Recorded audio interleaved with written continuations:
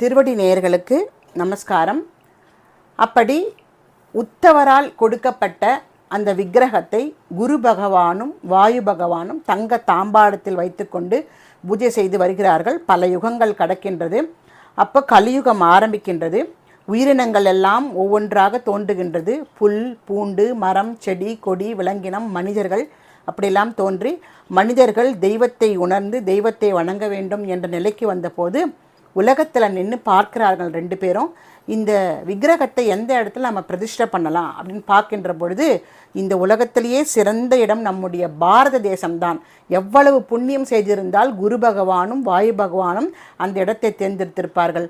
அப்படிப்பட்ட நம்முடைய இந்த பாரத தேசத்தில் இமயமலையிலிருந்து அப்படியே இறங்கி வருகிறார்கள். கன்னியாகுமரி தாண்டின உடனே கேரளம் என்கின்ற அந்த ஊரிலே பசுமை சூழ்ந்த இயற்கையான சூழல் இருக்கக்கூடிய அந்த இடத்திலே அந்த சிலையை பிரதிஷ்டை செய்ய வேண்டும் என்று நினைத்து கீழே இறங்கி வருகின்றார்கள்.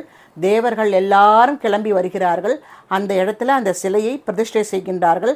அப்படி பிரதிஷ்டை செய்த பொழுது பகவானை நோக்கி, பகவானே, இந்த சிலைக்கு இந்த இடத்துக்கு என்ன பேர் வைக்கலாம் அப்படின்னு கேட்கின்ற பொழுது பகவான் இத்தனை நாளும் இத்தனை யுகங்கள் இந்த குரு பகவானும் இந்த வாயுவும் சுமந்து எனக்கு பூஜை பண்ணி நைவேத்தியம் கொடுத்து பத்திரமாக பாதுகாத்து வந்தார்கள்.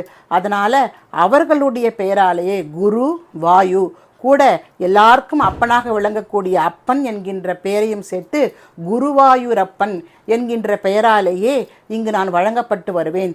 இந்த ஊரும் குருவாயூர் என்று வழங்கப்படும் என்று சொன்னார். அதனால தான் அந்த ஊருக்கு குருவாயூர் என்ற பெயர் வந்தது. குருவாயூர் சென்று குருவாயூரப்பனை தரிசித்து குருவாயூரப்பனுடைய அருளை பெற்று எல்லாரும் எல்லா பிரார்த்தனைகளும் நிறைவேற வேண்டும் என்று சொல்லி விடைபெறுகிறேன். நன்றி, வணக்கம். குரு வாழ்க, குருவே துணை.